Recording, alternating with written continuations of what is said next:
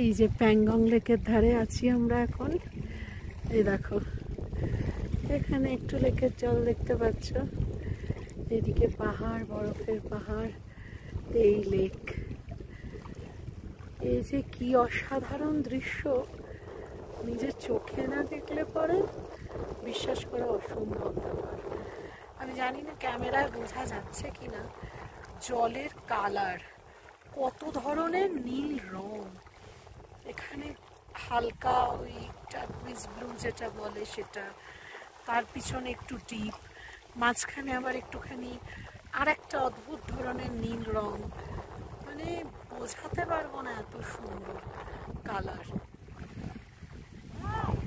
শুধু মানে উপভোগ করা, চোখে যা দেখছি তার বোধহয় মানে 10%ও ক্যামেরায় আনতে পারছি না।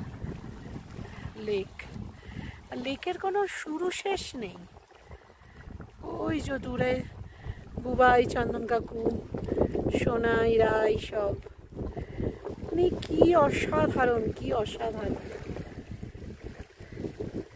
চোখে না দেখলে মানে আর কিচ্ছু দরকার নেই।